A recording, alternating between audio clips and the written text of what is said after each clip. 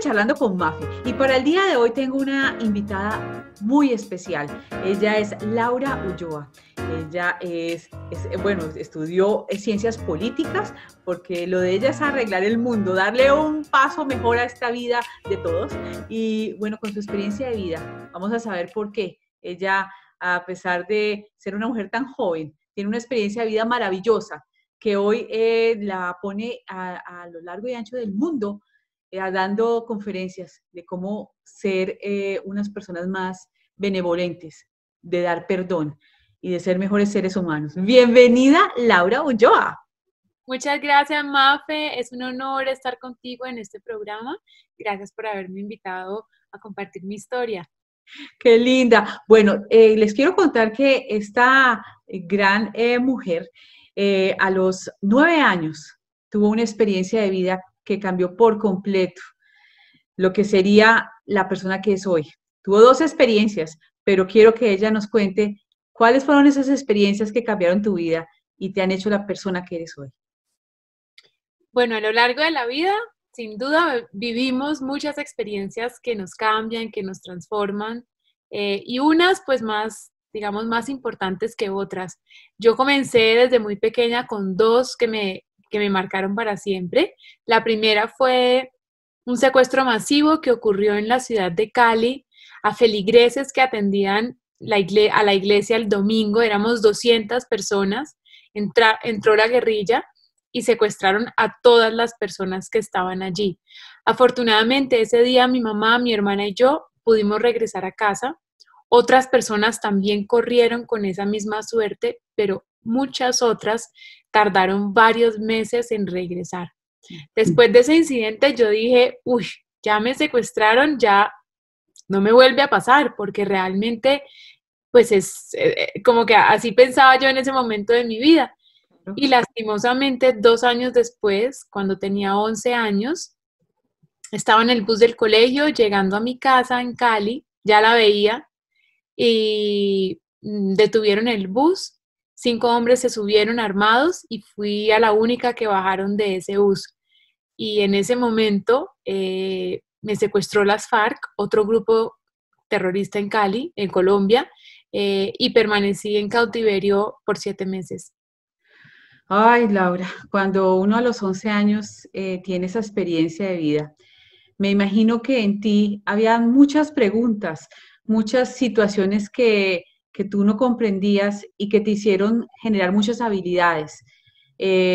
Cuando leo tu historia, veo que fuiste una niña que a los 11 años tenía unas habilidades innatas que nos demuestran muchas veces que a veces los niños saben ser más sabios que nosotros mismos los adultos y nos enseñan con sus habilidades cosas muy importantes. Cuéntanos cómo fue esa vida en ese cautiverio que te tocó obligado en tu vida y cómo generaste todas esas habilidades que te hicieron llevar en 7 meses que fueron tus cautiverio una vida de aprendizaje.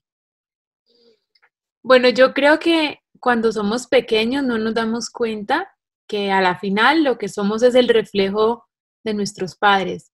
Y yo siento que al haber estado secuestrada, sola, íngrima y sola, sin nadie que sintiera cariño, comprensión, sobre todo en un principio, sin poder hablar con mis papás, lo que fui descubriendo en mí no era más que avivando esas lecciones de mis padres, un poco avivando lo que yo había visto en ellos de manera muy natural a lo largo de mi vida.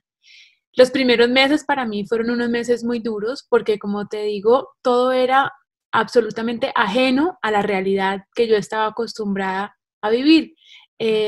La gente era brusca, la comida era fea, dormía y no tenía almohada, no había pijama, no me podía bañar todos los días y lo más importante, no podía hablar con mis papás y la gente que estaba ahí era muy brusca, era muy fría. Entonces yo me sentía desprotegida, me sentía como si estuviera sola en el mundo. Oh. Una sensación pues como de mucha inseguridad. Y los primeros meses yo pensé que quizás si me portaba mal y si me volvía la peor niña, la más malcriada y aburrida, me iban a liberar. Lo que terminó pasando fue que después de 3 meses de yo ser grosera, de no recibirles la comida, cosas así. Simplemente me dejaron de hablar, me seguían pasando la comida, me la dejaban en un plato en el suelo, si quería comer bien y si no, nadie me obligaba. Y a la final eso fue peor para mí que para ellos. A ellos no les importó y yo estaba sola, los veía a veces jugando parqués o algo y de alguna manera quería unirme, pero yo había bloqueado todas las oportunidades. Y un día decidí levantarme temprano. Yo dormía hasta muy tarde, Mafe, porque yo simplemente no quería estar despierta y vivir esa realidad. Y me levanté temprano y vi que todos estaban en la rancha, en la cocina, que le dicen allá así. Y cuando estuvieron todos ahí, me levanté, me fui, me paré en la entrada y muerta del susto, les dije, buenos días, ¿cómo amanecen?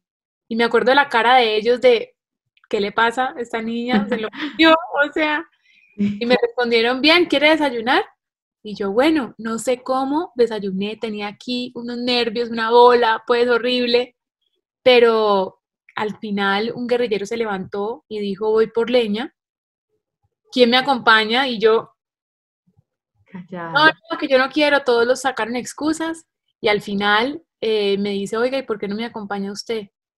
Y en ese momento, que claro, me daba miedo, pero estaba tratando de recobrar la confianza de ellos de alguna manera, como de pedir perdón también, como qué pena, tal vez no debí haber sido así. Y me fui con él a cortar leña. Por primera vez en 3 meses sentí que mi vida ahí y que yo también podía aportar, que yo no era un mueble puesto, pues, que yo Claro, también tenía como aportar, sentirme útil y que podía a la final, pues, darme la oportunidad de empezarlos a conocer. a Y conocer. así fue como empezó a cambiar un poco esos meses de cautiverio. Como tu perspectiva, hablas de un tema precioso, que es como a través de nuestros padres, de las personas que nos crían y nos dan la vida, son esas experiencias innatas, esa parte que está en nosotros y que tú dices tan lindamente, bueno, de lo que aprendí de mis padres.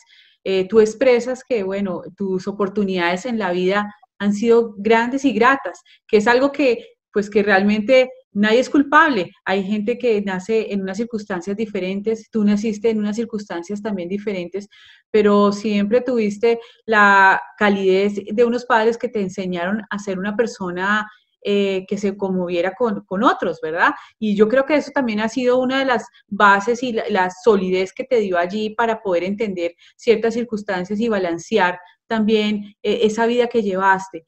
Entonces, cuando tienes esa fuerza interior, Laura, y cuando descubres que la estrategia es ser amable, ¿cómo termina este proceso?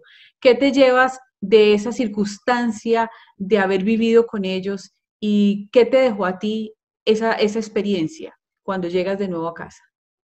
Bueno, yo creo que ya esos meses que vinieron después fueron para mí transformadores, yo les diría así. Siguieron siendo muy duros porque hasta el día que me liberaron, yo no paraba de pensar en ese día. Todos los días me levantaba diciendo, Dios mío, ¿cuánto falta? Pero no sabía y la incertidumbre me acompañó hasta el momento que me dijeron, te vamos a liberar, 7 meses después.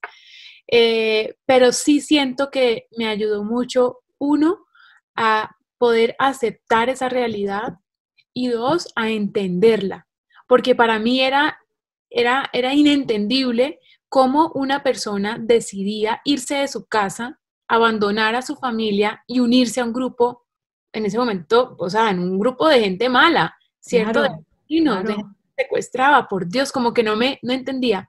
Eh, y obviamente yo no justifico que una persona entre a la guerrilla porque siento que pues es una muy mala decisión, siempre tener mal. Pero por otro lado, oír de parte de ellos que unos habían entrado menores de edad, muy pequeños, porque en sus casas los maltrataban y de alguna manera la guerrilla había sido un refugio para ellos en ese sentido. Entonces, imagínate si la guerrilla era un refugio, ¿cómo era su hogar? Imagínate. Otros otras mujeres víctimas de abuso sexual en sus hogares, otros por temas de pobreza extrema, hambre. Entonces, de alguna manera, entender esas historias primero me hizo abrir los ojos ante una realidad que yo desconocía. Pequeña yo sabía que había pobreza, pero la pobreza yo la veía desde otra mirada, de pronto un poco menos de oportunidades, pero igual acceso a todo. Y, Claro. y entender que la pobreza también es pobreza de amor, de afecto, que para mí cambió por completo la forma en la que yo los veía. Obviamente dentro de la guerrilla, Mafe, yo siento que hay gente buena y hay gente mala. Y hay gente muy mala, es decir, hay gente que casi que está en el lado de la víctima. O sea, hay guerrilleros que para mí eran más víctimas que cualquier otra cosa, cuando también vi otros malos, perversos.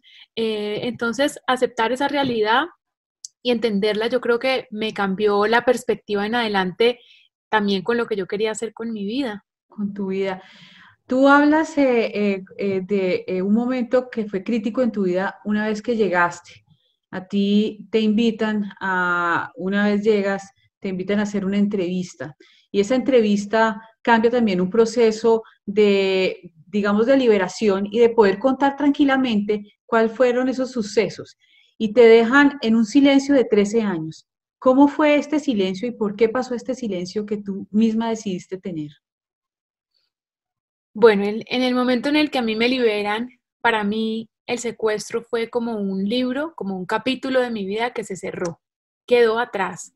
Yo volví feliz de regresar a mi casa, yo no tenía traumas, además yo traté de estar lo mejor que pude durante el secuestro, bien alimentada, bien emocionalmente, porque mi propósito era llegar bien y que mis papás al verme bien se sintieran bien. Es decir, yo sentía la responsabilidad estando secuestrada de que tenía que estar bien, porque si yo llegaba mal, mis papás se iban a derrumbar. Eh, Claro.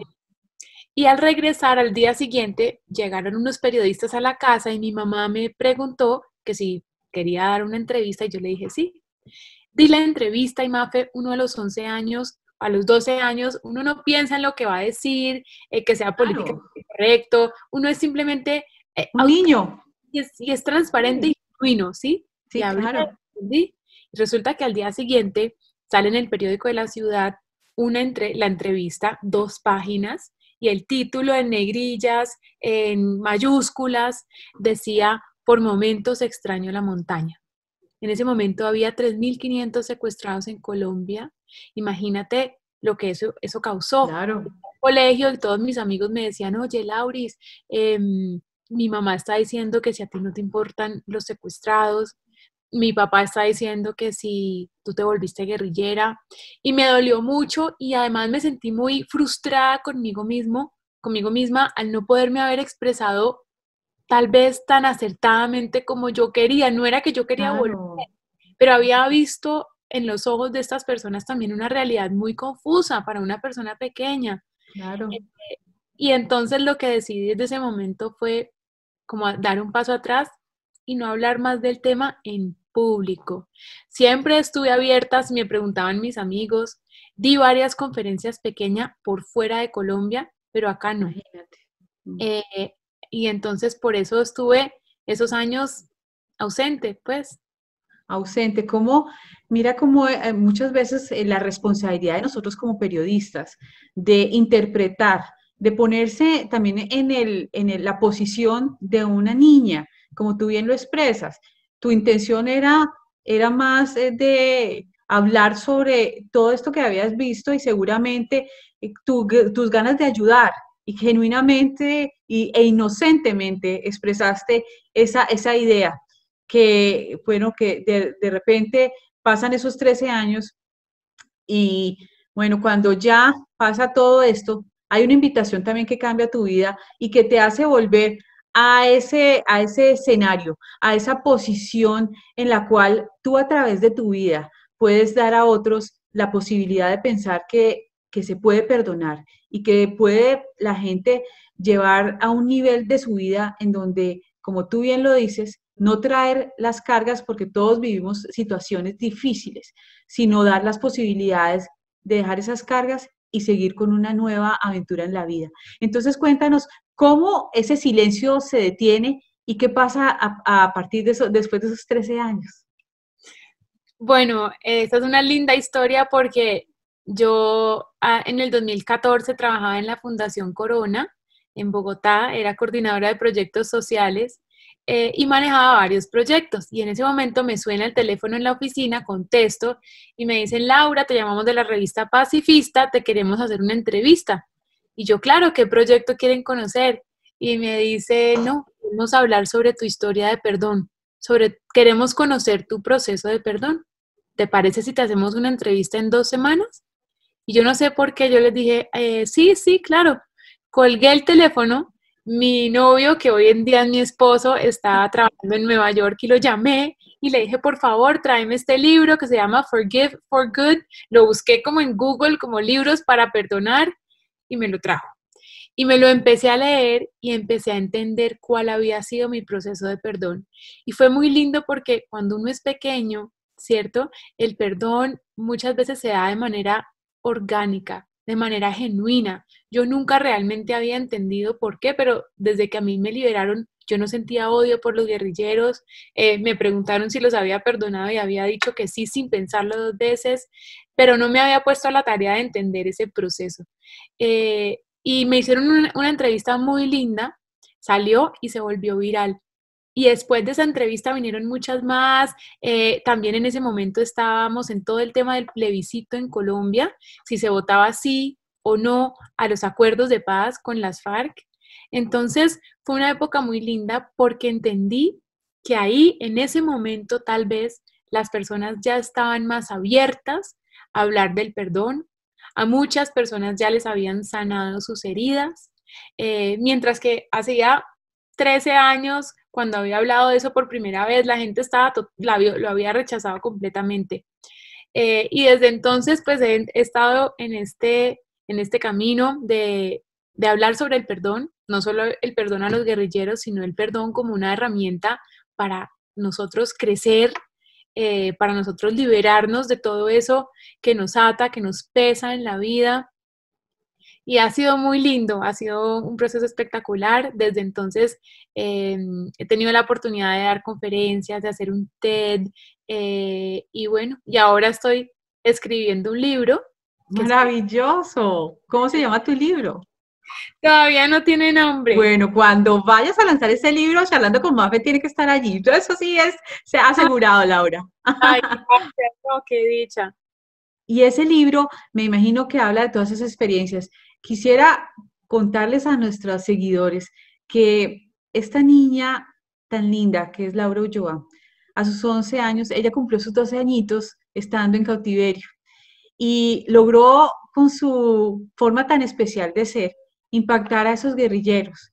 Y en una de las historias que me conmovió mucho, los guerrilleros le hicieron, las guerrilleras que estaban allí, cocinaron tamales, que son pues un alimento muy común en Latinoamérica, y jugaron con ella. Y a la vez cuando ella se despidió de cada uno de esos guerrilleros, les dejó una notica de agradecimiento. ¿Qué dirías tú de ese agradecimiento?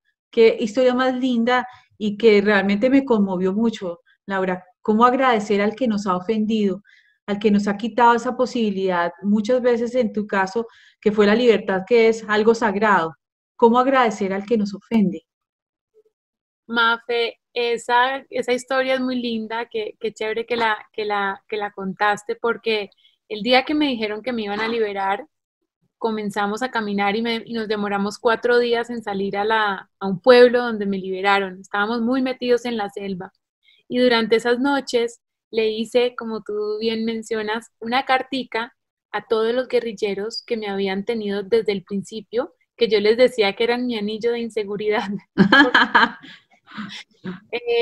Y a cada uno le escribí pues unas palabritas y al final a todos les puse el teléfono de mi casa, la dirección de mi casa y el teléfono de mi mamá por si yo no estaba en la casa. Y les dije que lo que necesitaran me contactaran. Qué Y linda. yo les di eso pensando en que se pudieran desmovilizar, en que se salieran de las FARC. Y después de haberles dado esas cartas, antes de darles esas cartas, yo les había prometido que cuando cumpliera 18 años iba a volver a la guerrilla. Y la verdad lo pensaba muy seriamente, no para coger un fusil, sino porque sentía que eran buenas personas, simplemente tenían líderes muy malos. Eh, y sobre cómo agradecer a quien en algún momento te hizo daño, Mafe, realmente ellos eran tan víctimas como yo, la mayoría. Ellos no fueron los que planearon mi secuestro, ellos no fueron los que me sacaron del bus, ellos ni siquiera me conocían. La persona que hizo todo fue un jardinero que tuvimos en la casa durante varios años, a quien quise mucho. Oh, Pero estas personas realmente durante estos meses me cuidaron, me dieron un poco de lo mejor que tenían, eh, que en términos de cariño era poco y eso lo fui entendiendo porque no lo habían tenido en su vida. O sea, claro. muchos de ellos decían que sus papás nunca los habían abrazado, que solamente se acuerdan de cuando les pegaban horrible, como a una que le pegaban con el cable de la plancha. A mí eso nunca se me va a Dios olvidar. santo. Entonces, mm, pues de alguna manera uno tiene que dejar cosas malas en el pasado, ¿sí? Y tener a veces perspectiva. Ellos, no, ellos eran culpables de alguna manera, pero pues por otra parte, ahí estaban liberándome, estaba bien, había crecido, estaba más gordita, más fuerte, Y pues bueno, y esa experiencia también te trajo a que tu trabajo, después de que estudiaste ciencias políticas, te ayudara a trabajar no solamente ayudando a esa reinserción y a esa posibilidad de como cuando tú lo prometiste, tal vez no, a tus 18 años te fue imposible, pero después lo prometiste y lo cumpliste porque ayudaste a esos procesos y aún sigues ayudando en esos procesos. O cuando me preguntan a mí qué cosas tan maravillosas tienen los personajes que entrevistas, cuando empecé a hablar acerca de poderte entrevistar, de verdad que como madre me llenaste mucho ese sentido de dar a mis hijos. Y esta es la invitación que también le hago yo a todas las personas que nos están viendo. Mira qué tan importante ese amor que recibiste, esa resiliencia, esa capacidad de supervivencia que lo viste en tu mamá a los 9 años cuando les ayudó a escapar del primer secuestro que fueron víctimas. Entonces también es una invitación a los padres que den amor, que no importa ser rico o pobre, porque el amor es simplemente una sonrisa, un abrazo, como tú lo expresas. Y quisiera terminar para este charlando con Mafe, con algo que tú has creado y que lo hiciste de una manera maravillosa en el TikTok que te invitaron, que es una plataforma importantísima para todas esas personas que son voceros de sus propias vidas y que tienen una especial momento para discutir y plantear temas muy importantes. Y tú hablaste de algo que me maravilló, que son esos 5 superpoderes que cualquier persona debe tener para ser feliz y para aceptar las circunstancias, sean cual fueren esas circunstancias. Entonces, me encanta terminar el charlando con Mafe con esas ideas, esos tips que a todos nos ayuden y que nos dejen en la casa un sabor amable de superación y de ser mejores seres humanos cada día. Cuéntanos esos superpoderes, por favor. bueno, Mafe, pues de estos superpoderes, esos superpoderes son en realidad herramientas, ¿sí? Que he aprendido a lo largo de la vida que me han funcionado. Y no son solamente herramientas que me sirvieron en un momento de dificultad, porque además en ese momento no las descubrí, sino después, y que yo siento que guardo como en una maleta y a lo largo de la vida, apenas voy caminando, a veces saco una, a veces saco otra y así voy viviendo como tratando de hacerlo de la mejor manera. El primer superpoder, yo digo, es la aceptación. Fue un poder que me costó mucho tomarlo porque para mí fue muy difícil aceptar que mi realidad en un instante cambiaba por completo.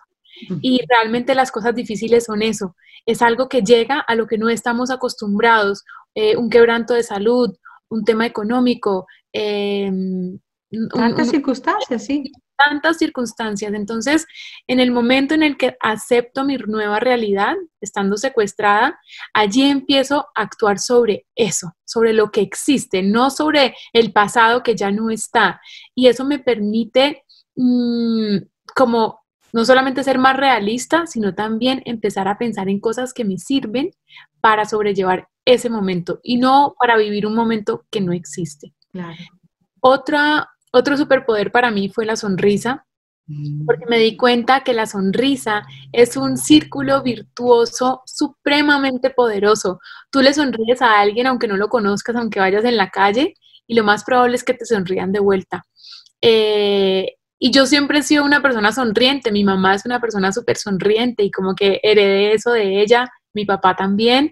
Entonces, cuando comencé a sonreírle a los guerrilleros de nuevo, sentí que se fue como formando un lazo de confianza, porque una sonrisa es transparente cuando nace del corazón y si no, se nota que es fingida. Claro, y hoy en tiempos de confinamiento, las sonrisas se volvieron los ojos, es la expresión, es la amabilidad. Entonces también es otra estrategia que todos implementamos en el día a día, tener unos ojos amables, poder mirar con amabilidad, porque la sonrisa de repente a veces se nos oculta. Y el otro es el perdón. El perdón fue para mí y ha sido la herramienta, yo diría, más importante porque entendí que el perdón realmente es egoísta. Y cuando perdonamos, a diferencia de lo que había pensado toda mi vida, perdónalo si al niñito que uno le pegó o lo que sea, ahora para mí perdonar es decirle a esa persona que me hizo daño, ¿sabes qué? Tú no te vas a robar amor de mi corazón, tú no te vas a robar espacio en mi corazón. Yo te quiero lejos, si es que no me logro perdonar con esa persona, no perdonar, sino reconciliar, porque son dos cosas diferentes. Yo me puedo perdonar con alguien, pero no me quiero reconciliar porque perdí la confianza sobre esa persona. Claro. Pero el perdón es la capacidad que yo tengo de decir, me amo tanto que no voy a permitir que otra persona me llene de angustia, de odio, de sentimientos no sanos. Y eso para mí ha sido fundamental. Claro. Es un superpoder. Y bueno, y el otro superpoder es el agradecimiento. Yo tengo una historia muy linda y es que toda la vida siempre recé con mis papás antes de dormirme y era algo como muy mecánico. Y cuando estaba secuestrada, realmente sintiéndome tan sola, sin nadie, empecé a sentir una conexión muy especial con Dios, con la Virgen. Yo le rezaba a todo el Virgen. Y realmente empecé a sentir que eran quienes me daban fuerza y esa conexión espiritual fue fundamental en ese momento. Pero entonces yo rezaba y al terminar de rezar, pedía y pedía todo. Hasta que un día en esas como que dije, ¡ah! Qué pena con Dios. O sea, yo estoy pidiéndole, pero a lo que demasiado. Ni siquiera le estoy agradeciendo por nada. Entonces cambié un poquito la forma y fue que rezaba, agradecía y luego pedía. Y haciendo ese ejercicio o ese cambio pequeñito, poco a poco me fui dando cuenta que aún cuando estaba secuestrada tenía muchísimas cosas por agradecer. Y es así una práctica muy linda porque se siente uno suficiente, se siente uno que tiene suficiente y aprende uno o se da cuenta que lo mejor que puede hacer en la vida es valorar lo que tiene y no pensar en lo que no tiene. En lo que no tiene, correcto. Siempre nos harán falta cosas, amor, de todo, pero cuando empezamos a ser conscientes de lo que sí tenemos, creo que hay un cambio en nosotros muy, muy especial. Claro. Qué linda historia. Yo quisiera que le contaras a todos nuestros seguidores dónde se pueden comunicar contigo, dónde te pueden escribir. Igual lo voy a tener en la cajita de descripción para que todas las personas se puedan comunicar contigo. Y bueno, te hago una invitación, pero mejor dicho, del corazón, cuando lances ese libro, de tenerte conmigo y poder discutir todas esas historias tan lindas que sé que vas a plasmar en un libro que va a ser un material, una guía, no solo de crecimiento personal, sino de visualizar la vida con una sonrisa como la tuya. Entonces, ¿cómo se pueden comunicar contigo? Tan divina, gracias. No, espero tener ese libro rápido. Rápido. Te avisaré. Bueno, se pueden comunicar conmigo por Instagram. Mi cuenta es @LauraUlloaGonzález. Me encanta si me escriben por mensaje directo, siempre contesto, cualquier duda que tengan, ahí estoy a la orden. Pues me hace un honor, y para todos nuestros seguidores a lo largo y ancho de esta Latinoamérica que tanto amamos.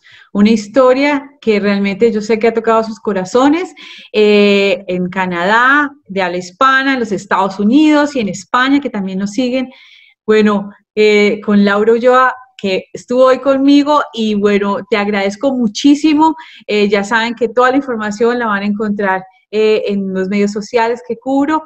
Y muchas gracias, me hiciste un honor tenerte, y espero que este sea un hasta pronto, porque me encanta y me encantaría ver cómo todas esas personas que se van a beneficiar no solo del libro, de tus charlas, puedan contactarte para crecer interiormente tanto como tú lo has hecho. Te mando un súper beso y muy hasta pronto en este Charlando con Mafe, querida Laura Ulloa.